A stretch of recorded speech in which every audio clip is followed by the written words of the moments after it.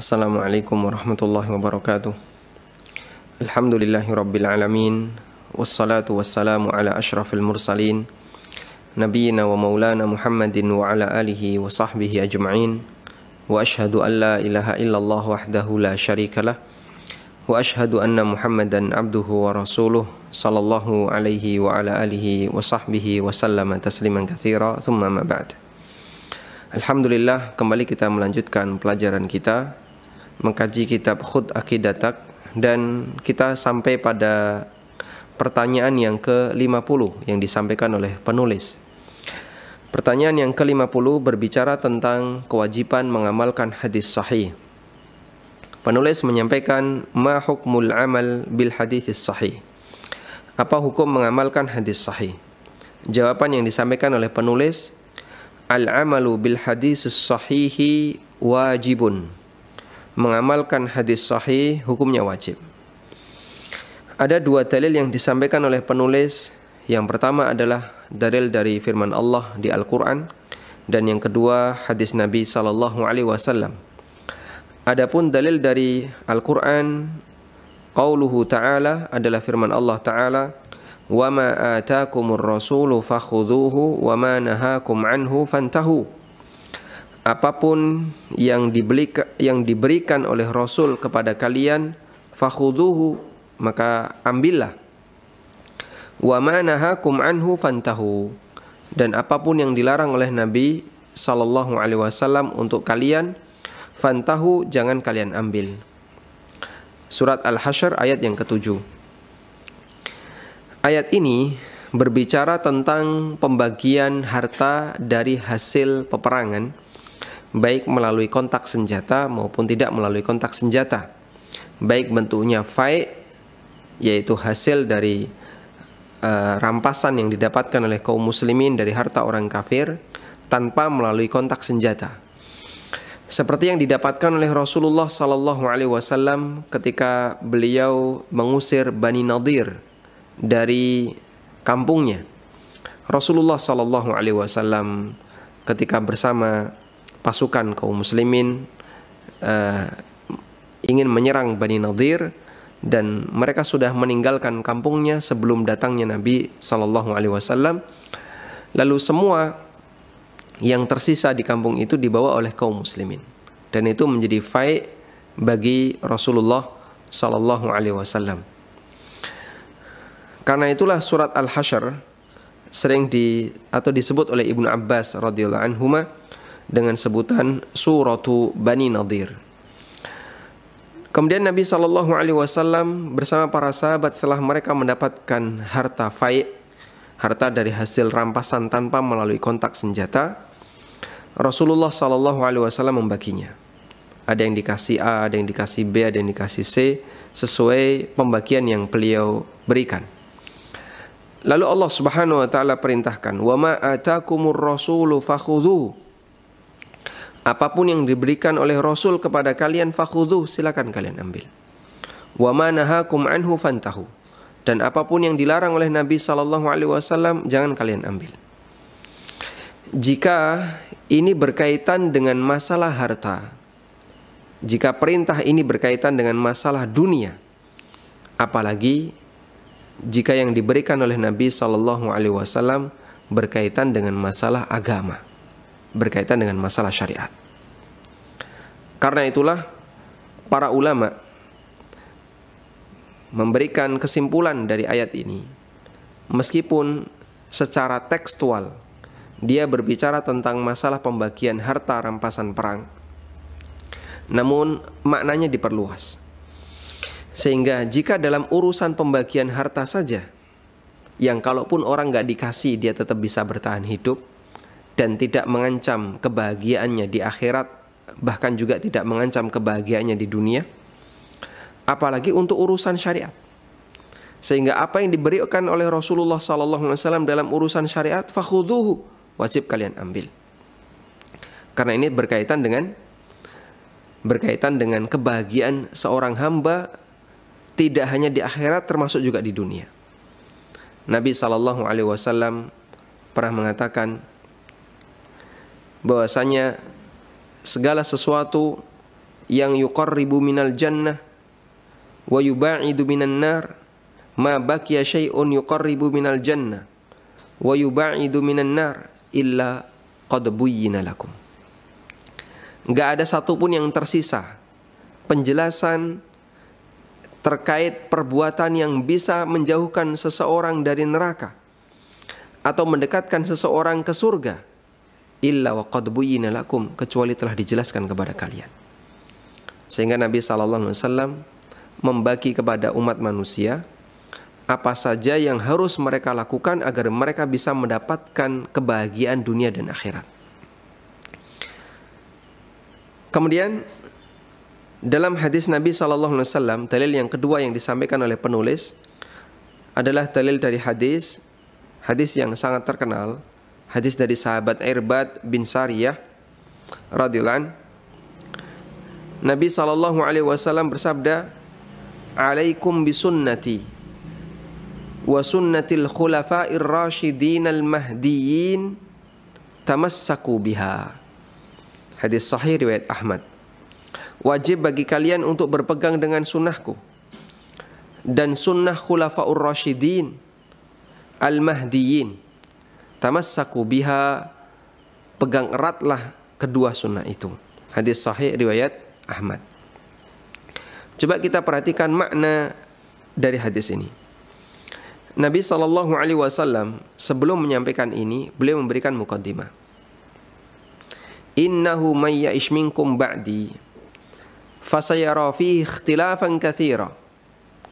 Siapapun yang hidup setelah aku meninggal, maka dia akan menjumpai perbedaan pendapat yang sangat banyak. Nabi SAW mengatakan demikian karena beliau mendapatkan wahyu dari Allah, dan di situ berisi tentang berita kondisi umatnya setelah ditinggal wafat oleh nabinya. Rasulullah SAW mengatakan, innahu may ya'ish minkum ba'di, sesungguhnya orang yang hidup setelah aku meninggal dunia, fasayara fi ikhtilafan katsira, maka dia akan menjumpai banyak sekali perselisihan.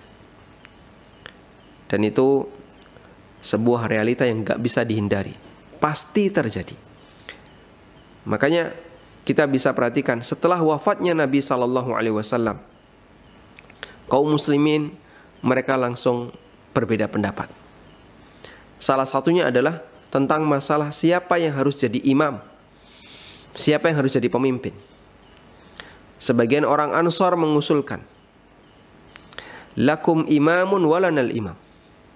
Kalian wahai muhajirin, silahkan tunjuk pemimpin kalian dan kami akan nunjuk pemimpin di kalangan kami. Sehingga nanti ada dua pemimpin di antara kita, pemimpin dari kalangan Ansar, pemimpin di kalangan muhajirin. Karena Nabi SAW telah meninggal dunia. Namun usulan ini tidak disetujui oleh banyak sahabat. Anda bisa bayangkan andaikan usulan ini disetujui, ada dua kerajaan Islam yang mereka adalah kerajaan yang beranggotakan orang-orang yang soleh, orang-orang yang baik. Yang satu kerajaan Ansar, yang satu kerajaan Muhajirin, dan mungkin Muhajirin akan pindah dari situ karena nggak mungkin dua kerajaan berada di satu wilayah yang sama. Tapi walhamdulillah, karena orang baik ketika itu jauh lebih dominan, maka upaya untuk dilakukan islah lebih gampang. Begitu wafat Nabi SAW di hari Senin, karena mereka nggak punya pemimpin, akhirnya mereka menunda pemakaman Rasulullah SAW agar wibawa beliau tetap ada di tengah masyarakat, sehingga meminimalisir terjadinya potensi chaos, potensi konflik di antara mereka. Maka mereka menunda pemakaman jasad Nabi, fisik Rasulullah SAW, jenazah Nabi SAW, sampai akhirnya setelah mereka sepakat untuk menunjuk Abu Bakar As-Siddiq radhiyallahu anhu sebagai khalifah, barulah Rasulullah SAW dimakamkan. Dan beliau dibaiat di sebuah tempat yang disebut dengan Saqifah Bani Sa'idah. Dan tempat itu sampai saat ini masih ada di sekitar Masjid Nabawi, ada di sekitar Masjid Nabawi dan saya pernah mengunjunginya di gate 15 ya, lurus gate 15. Di situ ada satu taman ya, ada banyak pohon kurma yang gede-gede, kemudian ada banyak pohonan seperti di tempat kita ya, pohon mindi atau apa itu.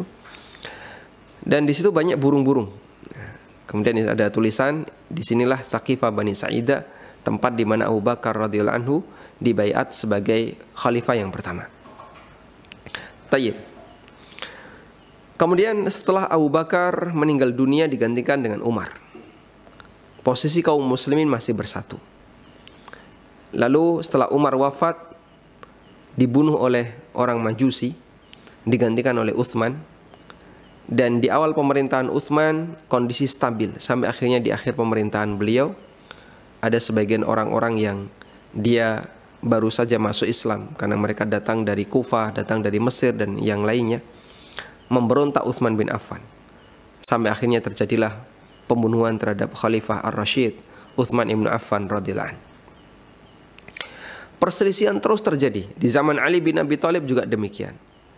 Di zaman Hasan, di zaman Muawiyah, di zaman Yazid, sampai akhirnya terjadilah peristiwa Karbala. Dan aneka perselisihan terus terjadi. Dan kita jumpai sampai sekarang manusia berselisih setelah ditinggal wafat oleh nabinya sallallahu alaihi wasallam. Lalu bagaimana solusinya? Rasulullah sallallahu alaihi wasallam ngasih solusi. Fa'alaikum bisunnati wa sunnatil khulafa'ir rasyidin al-mahdiyyin min ba'di addu 'alaiha bin nawajid. Tamassaku biha. Addu 'alaiha bin nawajid. Agar kalian selamat dari perselisihan ini, alaikum bisunnati, pegang erat-erat sunnahku. Dan sunnah khulafa'ur rasyidin. Tamassaku biha, pegang erat-erat dia. Tayyib. Di sini Nabi SAW menyebut, kalian harus berpegang dengan sunnahku dan sunnah khulafa'ur rasyidin. Disebut dua sunnah. Tapi ketika beliau menyatakan tamassaku, beliau mengatakan tamassaku biha, pegang erat-erat sunnah itu. Hanya menggunakan dhamir mufrad, kata ganti tunggal. Pegang erat-erat sunnah itu. Di bagian awal beliau mengatakan sunnah beliau dan sunnah khulafa'ur rasyidin. Di bagian akhir beliau mengatakan pegang erat-erat sunnah itu dengan menggunakan dhamir mufrad, dhamir tunggal, kata ganti tunggal. Karena itu sebagian ulama mengatakan Nabi SAW menyebut dua sunnah, sunnah beliau dan sunnah khulafa'ur rasyidin. Itu bukan berarti dua sunnah ini sunnah yang berbeda. Dan bukan berarti bahasanya sunnah khulafa'ur rasyidin itu tersendiri dan berbeda dengan sunnah Nabi SAW. Bukan demikian. Namun yang tepat adalah sunnah khulafa'ur rasyidin adalah pengamalan terhadap sunnah Nabi SAW. Contoh pengamalan terhadap sunnah Nabi SAW. Karena itu melihat sunnah khulafa'ur rasyidin itu sama dengan seperti penjelasan terhadap sunnah Nabi SAW. Kayak gimana sih prakteknya? Makanya beliau katakan di lanjutan hadis, tamassaku biha, berpegang eratlah kalian dengan sunnah itu. Beliau gunakan dengan dhamir atau kata ganti tunggal, menunjukkan bahwasanya makna sunnah khulafa'ur rasyidin adalah penjelasan terhadap sunnah Nabi SAW. Sehingga dengan memegang sunnah beliau, maka kita akan bisa mendapatkan keselamatan di tengah perbedaan. Kalaupun tidak selamat fisik, minimal selamat batin. Dan itulah tujuan besar kita. Ada nggak ketika terjadi khilaf, terjadi perselisihan, orang nggak selamat fisik? Banyak kita jumpai. Seperti yang dialami oleh Utsman ibn Affan radhiyallahu anhu. Fisik beliau tidak selamat dalam arti beliau menjadi salah satu korban pembantaian yang dilakukan oleh para pemberontak. Ali bin Abi Thalib juga demikian. Beliau menjadi korban perselisihan di kalangan kaum muslimin. Beliau dibunuh oleh Abdurrahman bin Muljim, salah satu orang Khawarij. Demikian pula yang dialami oleh Hasan yang beliau diracun, Husain yang dibunuh oleh Syamr ibn Abil Jaushan ketika peristiwa Karbala radhiyallahu ta'ala anhum ajma'in. dan termasuk sahabat-sahabat yang lainnya, Thalha bin Ubaidillah yang meninggal ketika perang Jamal, demikian pula Zubair ibnu Awwam, belum lagi sahabat yang lainnya termasuk Ammar bin Yasir yang juga meninggal dunia karena pengaruh dari perbedaan pendapat, konflik di kalangan kaum muslimin. Mereka fisiknya nggak selamat, dalam arti fisiknya jadi korban, namun hatinya yang selamat. Sehingga dengan berpegang teguh terhadap sunnah Nabi SAW ketika terjadi khilaf di kalangan kaum muslimin, kalaupun kita tidak bisa menyelamatkan fisik, minimal selamat batin. Dan orang yang selamat batin berarti dia tetap berada di jalur ahlu sunnah wal jamaah, di jalur kebenaran ketika terjadi konflik. Itulah yang diinginkan itulah yang menjadi salah satu di antara cita-cita besar kaum muslimin, agar dia tidak keluar dari jalur ahlu sunnah ketika konflik. Baik,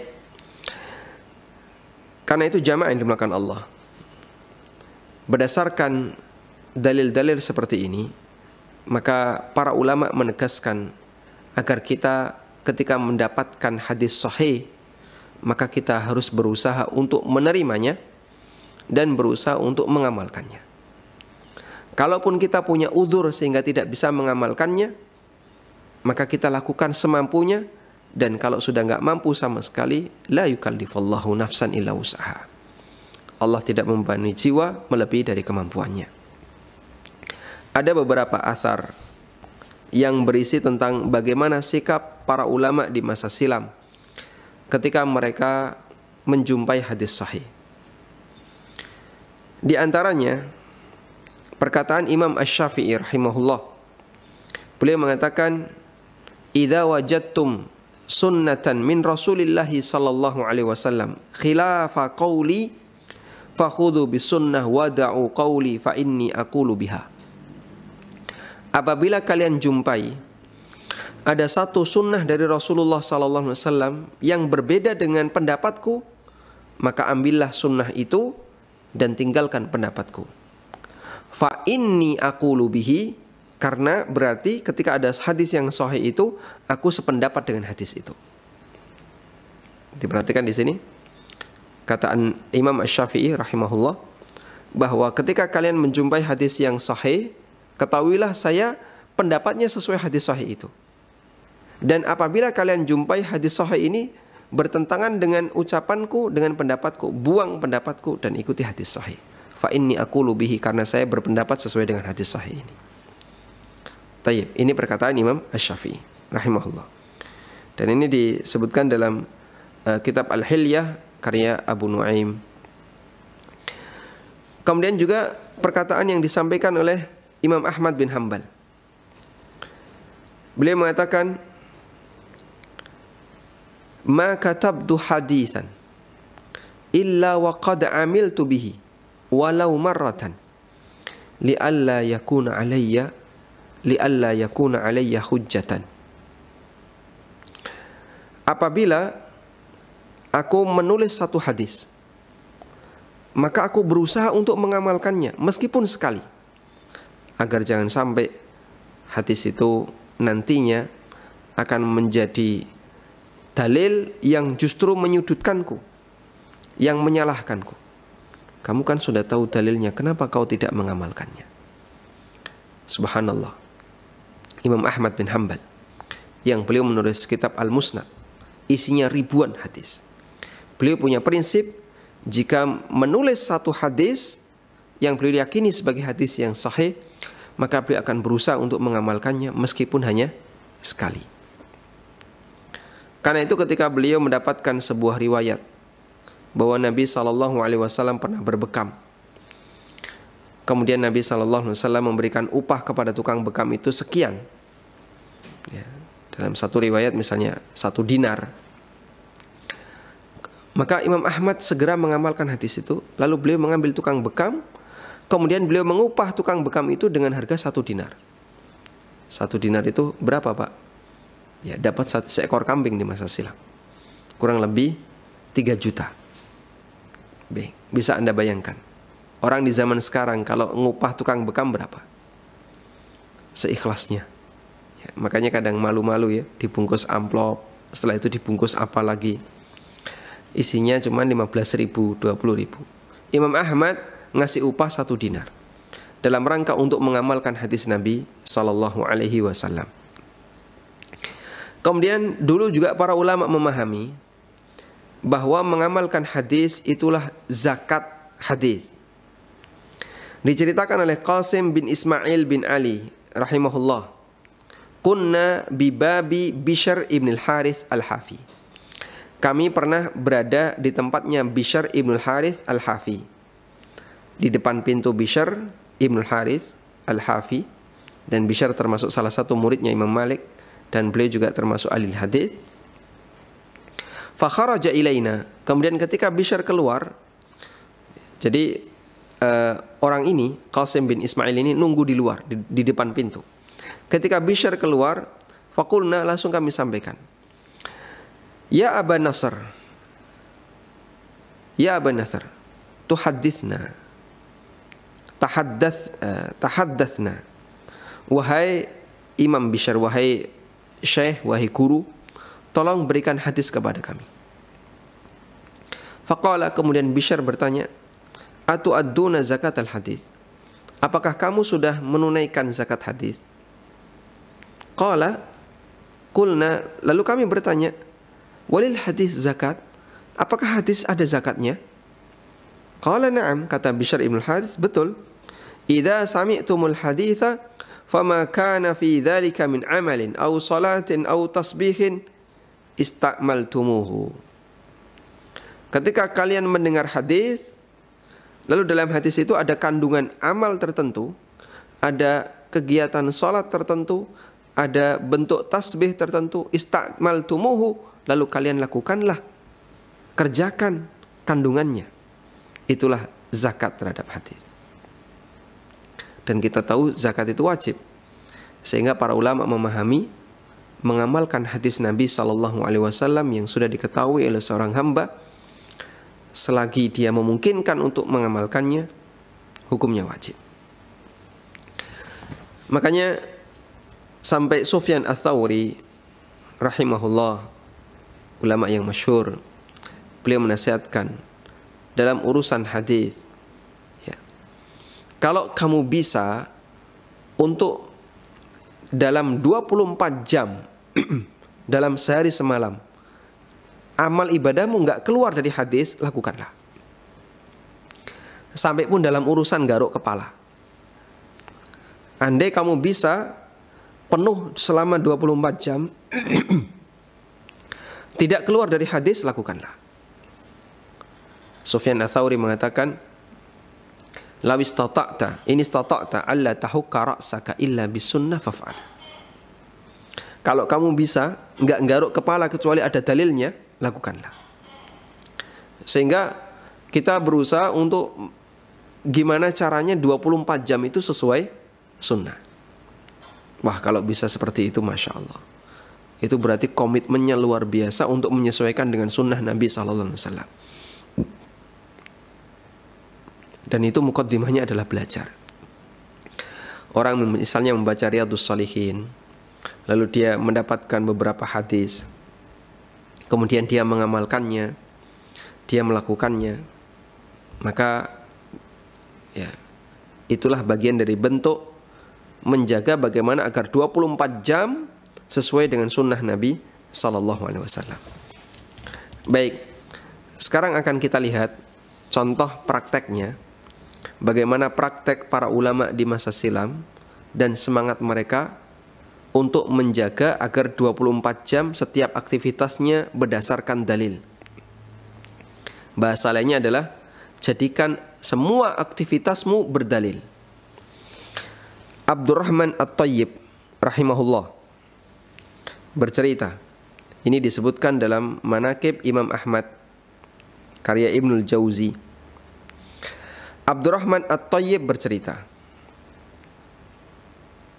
I'talla Ahmadu ibnu Hanbal wa Bishr ibnu al-Harith. Ada dua ulama yang ketika itu sedang sakit. Ahmad sedang sakit, Imam Ahmad sedang sakit, Bishr ibnu al-Harith juga sedang sakit. Lalu saya menjenguk Bishr. Fa'aqulu, kemudian saya tanya, kaifa tajiduka, bagaimana keadaan Anda? Ya.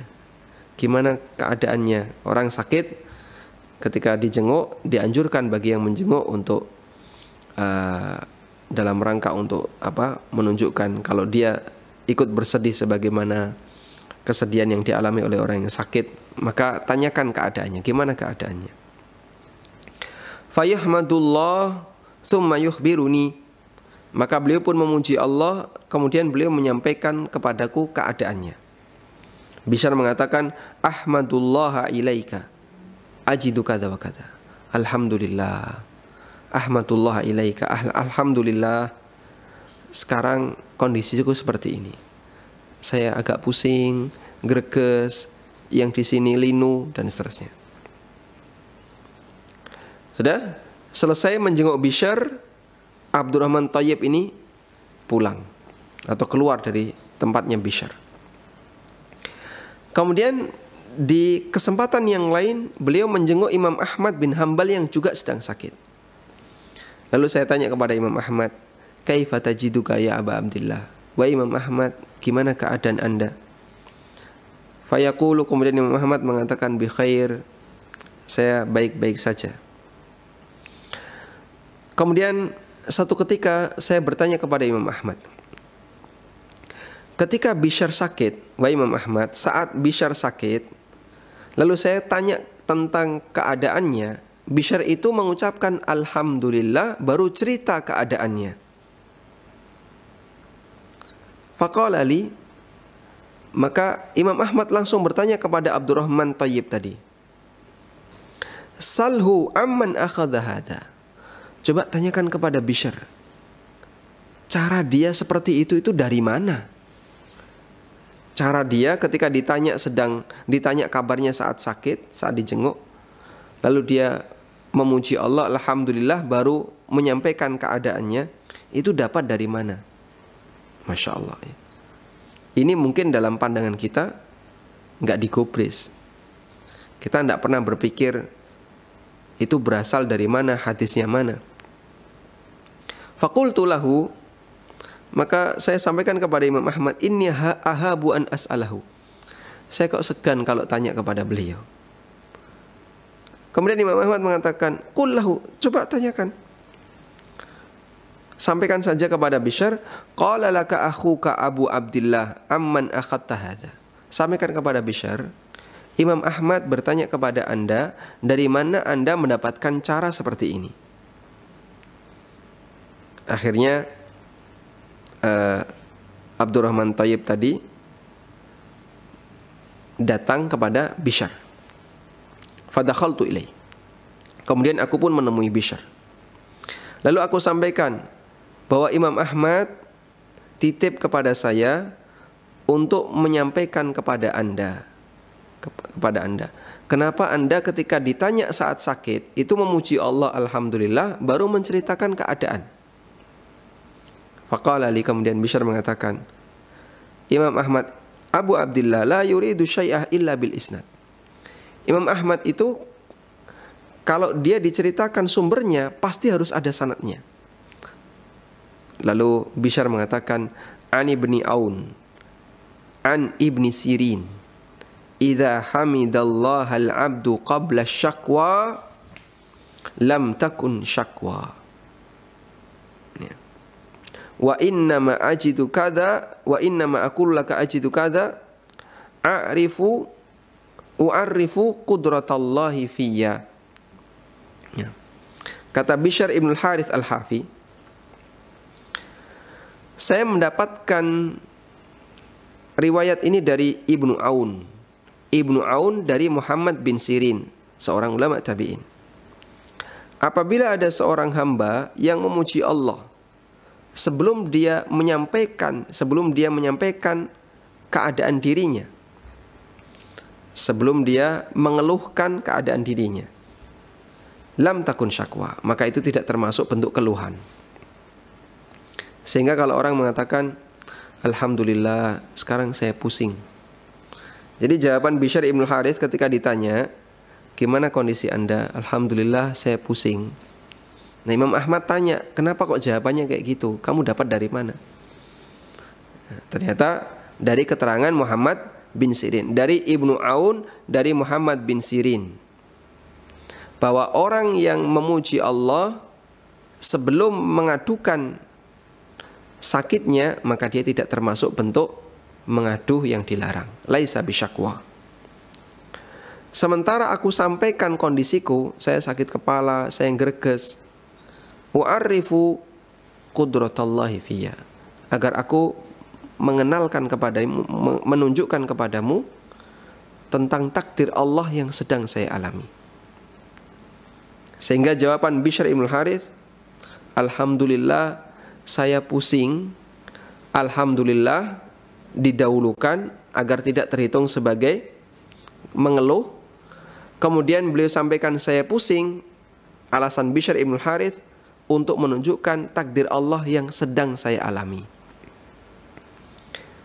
Fakharajtu min indihi famadaitu ila Abi Abdillah fa'araftuhu maqala fakuntu ba'da dhalika idza dakhaltu ilaihi yaqul ahmadullaha ilaika thumma yadhkuru ma yajidu. Lalu aku pun meninggalkan Bishr, kemudian saya mendatangi Imam Ahmad, lalu saya sampaikan ini. Apa yang terjadi? Setiap kali saya menjenguk Imam Ahmad ketika beliau sedang sakit, maka Imam Ahmad meniru seperti praktiknya Bishr ibn Harith. Alhamdulillah saya pusing, alhamdulillah saya greges, alhamdulillah cekot-cekot, dan aneka yang lainnya. Itu contoh bagaimana semangat mereka untuk mengamalkan athar, ya. Bahkan sampai pun athar dari ulama tabi'in. Tayyib. Seperti inilah jamaah yang seharusnya perlu kita latih setiap hari. Bagaimana agar praktek yang kita lakukan semuanya didasari oleh dalil. Dan itu sifatnya mungkin bertahap, kita berlatih secara bertahap. Di tahap awal kita tahu hadis, kita berusaha untuk mengamalkannya. Tahap berikutnya tahu hadis lagi, berusaha untuk mengamalkannya. Bagaimana kalau sekiranya kayaknya berat misalnya, dan itu hadis sahih, pertama wajib diterima dulu, baru selanjutnya berusaha untuk diamalkan. Kok ternyata nggak sanggup, jangan tolak hadisnya. Ketika nggak sanggup, yang bisa kita lakukan adalah memohon kepada Allah Subhanahu wa taala ampunan karena saya tidak sanggup mengamalkannya. Semoga Allah mengampuni. Karena la yukallifullahu nafsan illa wusaha. Allah tidak membebani jiwa melebihi dari kemampuannya. Wallahu a'lam. Tayyib. Baik, kemudian kita lanjutkan pada pertanyaan yang berikutnya. Pertanyaan berikutnya terkait bolehkah kita hanya mengamalkan Quran saja tapi meninggalkan hadis Nabi SAW. Penulis mengatakan hal nastaghni bil Quran anil hadis. Bolehkah kita hanya mencukupkan dengan Al-Quran dan kita tidak mengamalkan hadis? Bahasa lainnya adalah jamaah Quraniyun. Boleh enggak kita menjadi jamaah Quraniyun? Jawabannya, la nastaghni bil Quran anil hadis. Qala Allah Ta'ala, wa anzalna ilaika dzikra litubayyina lin-nasi ma nuzzila ilaihim. Kita tidak boleh hanya cukup dengan Quran sementara meninggalkan hadis. Karena Allah berfirman di surat An-Nahl ayat 44, aku turunkan kepadamu adz-dzikra, peringatan, litubayyina lin-nasi ma nuzzila ilaihim, agar engkau menjelaskan kepada manusia apa yang telah diturunkan kepada mereka, yaitu Al-Qur'an. Wa qala sallallahu alaihi wasallam, dan Nabi sallallahu alaihi wasallam bersabda, ala wa inni utitul Qur'ana wa mithlahu ma'ah. Ketahuilah aku diberi Al-Qur'an dan yang semisal dengan Qur'an. Ma'ahu, bersama Qur'an. Semisal dengan Qur'an itu semisal dalam apa? Semisal dengan Quran di sini adalah semisal dalam statusnya sebagai wahyu. Dan yang dimaksud di situ adalah hadis. Aku diberi Quran dan yang semisal dengan Quran. Kalau yang semisal dalam Quran di sini maksudnya adalah jumlahnya nggak mungkin, karena hadis lebih banyak dibandingkan teks Al-Quran. Lalu semisal dalam apa di sini? Wa mithlahu, yang dimaksud semisal di sini adalah semisal dalam status. Statusnya wahyu Allah Subhanahu wa taala. Sehingga baik Al-Quran maupun hadis Nabi SAW, dua-duanya adalah wahyu Allah taala. Ini hadis sahih riwayat Abu Dawud dan yang lainnya. Tayyib. Tentang keberadaan jamaah Qur'aniyun itu sudah ada sejak masa silam. Karena itu disinggung ya, dalam kitab Asy-Syari'ah karya Imam Al-Ajuri rahimahullah. Kita coba lihat Al-Ajuri biografinya untuk tahu tahun berapa beliau hidup.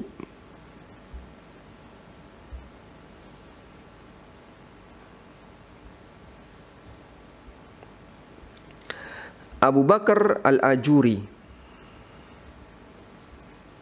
beliau lahir tahun 280 Hijriah dan meninggal tahun 360 Hijriah di Mekah. Tayyib. Berarti tidak jauh dari masanya Imam Ahmad. Imam Syafi'i lahir tahun 150 dan meninggal tahun 204. Kalau Al-Ajuri lahir tahun 280 dan meninggal tahun 360. Tidak jauh dari zamannya Imam Syafi'i, Imam Ahmad, dan beberapa ulama penulis hadis yang lainnya. Di zaman itu sudah ada jamaah Qur'aniyun. Mereka yang anti dengan hadis. Mereka punya prinsip, kami hanya mau mengamalkan sunnah Nabi, mau mengamalkan Al-Quran, dan untuk hadis kami tinggalkan. Kata Imam Al-Ajuri, dan buku beliau yaitu Asy-Syari'ah adalah buku yang menjadi rujukan dalam masalah akidah. Yambaghi li ahli al-ilmi wal aqli idza sami'u qailan yaqul qala Rasulullah sallallahu alaihi wasallam fi syai'in qad thabata 'inda al-ulama fa'arada insanun jahilun faqala la aqbalu illa ma kana fi kitabillahi ta'ala qila lahu anta rajulu su'in wa anta mimman yuhadziruna kan nabiyyu sallallahu alaihi wasallam wa hadzara minkal ulama. Kata Imam Al-Ajuri, selayaknya bagi ahlul ilmi, bagi ulama, apabila mereka mendengar Nabi sallallahu alaihi ada orang yang mengatakan Nabi sallallahu alaihi wasallam bersabda dan itu sahih menurut ulama. Lalu datang orang bodoh, fa'arada insanun jahil. Lalu datang orang bodoh, kemudian dia menyangkal. La aqbalu illa ma kana fi kitabillahi ta'ala. Aku enggak mau terima kecuali yang ada dalam Quran. Qila lahu, maka ahlul ilmi seharusnya mengatakan kepada orang ini, anta rajulu su'in. Kau orang jelek. Dan engkau adalah orang yang mimman yuhadziruna kan nabiyyu, orang yang pernah diperingatkan oleh Nabi sallallahu alaihi wasallam agar kami tidak dekat-dekat dengan kamu. Wa hadzara minkal ulama, demikian pula yang diperingatkan oleh para ulama. Lalu Imam Al-Ajuri ngasih penjelasan. Sesungguhnya Allah menurunkan berbagai macam kewajibannya secara global. Allah perintahkan kepada nabinya sallallahu alaihi wasallam untuk menjelaskan kepada manusia apa yang Allah turunkan kepada mereka. Seperti firman Allah di surat An-Nahl ayat 44. Wa anzalna ilaika dzikra litubayyana lin-nasi ma nuzzila ilaihim wa la'allahum yatafakkarun. Dan aku turunkan kepadamu adz-dzikra, yaitu Al-Quran, peringatan, agar engkau jelaskan kepada umat manusia apa yang telah diturunkan kepada mereka. Sehingga Nabi SAW ketika mendapatkan wahyu berupa hadis atau wahyu ayat Al-Quran yang lainnya, yang itu menjadi penjelas bagi ayat yang lain, maka Nabi SAW menyampaikannya. Fa'aqamallahu ta'ala nabiyahu sallallahu alaihi wasallam. Maka berdasarkan An-Nahl ayat 44 ini, Allah menudukkan nabinya sallallahu alaihi wasallam maqamal bayani anhu, di posisi sebagai penjelasan yang datang dari Allah. Wa amaral khalqa bi ta'atihi, dan Allah perintahkan para makhluk untuk mentaatinya, dan Allah larang mereka untuk durhaka kepadanya. Wa amarahum bil intihai amma nahahum, dan Allah perintahkan untuk meninggalkan apa yang dilarang oleh Nabi sallallahu alaihi wasallam. Ya, sebagaimana yang tadi kita sebutkan di surat Al-Hasyr ayat 7, wa ma atakumur rasulu fakhudhuhu wa ma nahakum anhu fantahu. Tsumma hadzarahum ayyukhalifu amra Rasulillah sallallahu alaihi wasallam.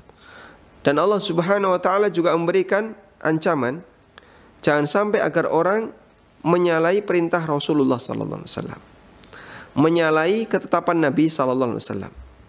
Allah berfirman di surat An-Nur ayat 63. Falyahdharil ladzina yukhalifuna an amri an tusibahum fitnah aw yusibahum adzabun alim. Hendaknya orang yang menyalahi urusan Nabi sallallahu alaihi wasallam, menyalahi syariat Nabi sallallahu alaihi wasallam, mereka merasa takut kalau mereka akan tertimpa fitnah atau tertimpa azab yang menyakitkan. Sehingga jamaah, realita keberadaan jamaah Qur'aniyin itu sudah ada sejak masa silam. Sudah ada dan tidak jauh zamannya dengan zaman Imam Syafi'i, dengan zaman Imam Ahmad, Imam Bukhari, dan para penulis hadis yang lainnya. Karena itu, kalaupun di zaman sekarang ada, bisa kita katakan ini nggak jauh beda dengan keberadaan para pendahulunya. Dan sebagian ulama dengan tegas mengatakan, siapa yang hanya mengambil Quran saja tapi menolak hadis Nabi sallallahu alaihi wasallam, maka faqad kafara billahi wa rasulihi, maka dia telah kufur kepada Allah dan Rasulnya sallallahu alaihi wasallam. Tayyib. Kemudian jamaah yang dimuliakan Allah, Nabi sallallahu alaihi wasallam mengatakan, ala wa inni utitul Qur'ana wa mithlahu ma'ah. Ketahuilah aku diberi Quran dan yang semisal dengan Quran bersama Quran. Maksudnya adalah hadis Nabi sallallahu alaihi wasallam. Dan hadis Nabi juga wahyu, sebagaimana Al-Quran itu wahyu. Abul Aliyah mengatakan, inna Jibrila ja'a ilan Nabi sallallahu alaihi wasallam wa ma'ahu sunnah kama ja'a ilaihi sallallahu alaihi wasallam wa ma'ahumul Quran. Sesungguhnya Jibril datang kepada Nabi sallallahu alaihi wasallam dengan membawa sunnah, sebagaimana Jibril datang kepada Nabi sallallahu alaihi wasallam dengan membawa Al-Quran. Karena dua-duanya wahyu Allah Subhanahu wa ta'ala. Karena keduanya wahyu, maka tidak mungkin terjadi pertentangan. Sehingga ketika ada orang yang melihat kayaknya terjadi pertentangan, maka yang pertama kali perlu disalahkan adalah fattahim ra'yak. Salahkan, ya, kalau pakai bahasa kasar ya, salahkan otakmu. Artinya, kalau nggak ngerti, jangan salahkan dalil. Tapi ketika nggak ngerti, berarti yang salah adalah saya. Kenapa saya nggak ngerti? Kita butuh lebih banyak belajar.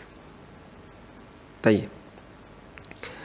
Sehingga dengan prinsip seperti ini, kita bisa menjaga kelestarian sunnah Nabi Sallallahu Alaihi Wasallam. Wallahu ta'ala alam. Demikian yang bisa kita bahas. Semoga menjadi kajian yang bermanfaat. Wassallallahu ala nabiyyina Muhammadin wa ala alihi wa sahbihi wasallam. Wa akhiru da'wana anil hamdulillahi rabbil alamin. Wassalamualaikum warahmatullahi wabarakatuh. Subhanallah.